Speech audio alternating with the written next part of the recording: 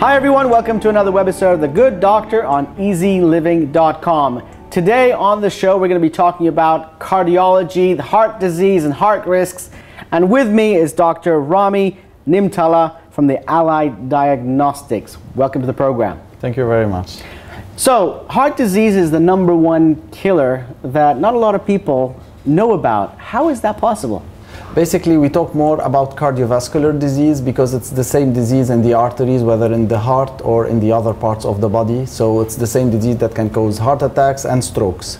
It really causes up to 30% of all cause mortality in the world, okay? And alone heart disease causes more mortality than so many other cancers. However, it depends on how much in the media it's brought up and how much really education in schools and governments are putting into this. And I think lately we've been really doing a lot of work regarding the prevention and regarding telling people that there are risk factors and we can prevent this disease, but definitely not enough. So what are some of the risk factors? What should people be watching out for? And my follow-up question to that is, how will I know that my heart is in trouble? The problem about cardiovascular diseases is that it's called like the silent killer. Why? Because it builds up over the years, okay, caused by different risk factors, okay, until the stage where we discover a disease, and then at that time the complications are serious and sometimes they can lead to death. Now, the major risk factors are in two categories basically, some modifiable and some non-modifiable. The non-modifiable are the age, the race, the genetics. This we cannot really work with. However, there are so many other modifiable risk factors that we can really work on, and they are mostly the smoking, the absence of physical exercise, obesity, bad food basically, and then definitely diabetes, high blood pressure and hypercholesterolemia. Does age play a role? I know you talked about some things that we can't control. Aging is one of them. Exactly. But from what age should we really be concerned about this problem? I think everyone should start to have a first screening maybe at the age of 25, having his blood pressure measured, having cholesterol levels in the blood, sugar levels in the blood, okay? And then after that, depending on the risk factors, it could be every year or it could be every 5 years for everyone. Now, after that, after the age of 40, we will probably go to more specialized screening exams. And what are some of the options, let's say for people who've had a clean bill of health up until they're 35, 40, what kind of screenings are available? I would like to start by saying I think the best cure, okay, for those cardiac disease or cardiovascular disease is prevention.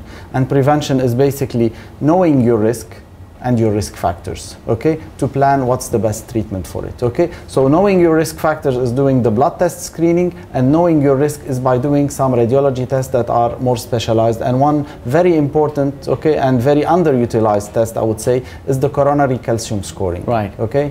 This is like a heart scan, okay, that takes maybe a few seconds, and then it tells us the amount of calcifications on the arteries. And this amount correlates clearly with the amount of plaque or the amount of atherosclerosis, which is basically the blockages in the heart. And knowing this in a few seconds will put you in a low risk group, an intermediate risk group, or in a high risk group. And based on each category, you will know what's your risk for the next 10 years and how aggressively you should treat your risk factors, or if you could be lucky enough not to have a high risk and then continue whatever you're doing.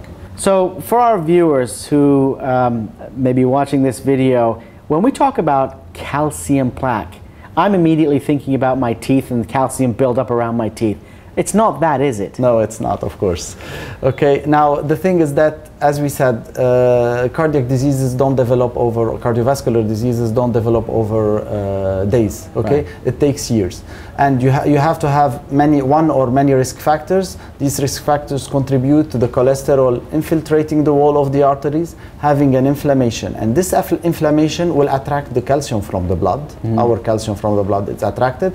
And then the arteries, they tend to calcify and have calcified the plaques that can lead at some point to blockages and complications. complications. So these are the calcified plaques that we can basically quantify using new technologies like coronary calcium scoring by CT. What kind of feeling does one get when they have a plaque buildup in their coronary arteries? Well, in fact, the plaque itself will not cause any pain, okay? It's only if the plaque is causing a significant blockage, usually more than 70–80% in the arteries, that there will be not enough blood flow coming to the heart muscle, and it's this lack of oxygen in the in the heart muscle that will cause the patient to have the symptom, the chest pain, the shortness of breath, or different symptoms. However, when we do screening, we try not to wait for the symptom, because when the symptom is there, which means the disease it's already progressed to a severe extent. We really need to try to find these plaques at the beginning or before they form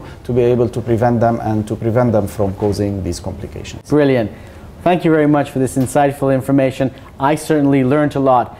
If you've got any thoughts, comments, or questions about this webisode, about coronary heart diseases, about plaque buildup, please leave them in the comments section down below, and the Good Doctor will be happy to respond. Thanks for watching The Good Doctor on eZeLiving.com, where you can find anything and everything lifestyle.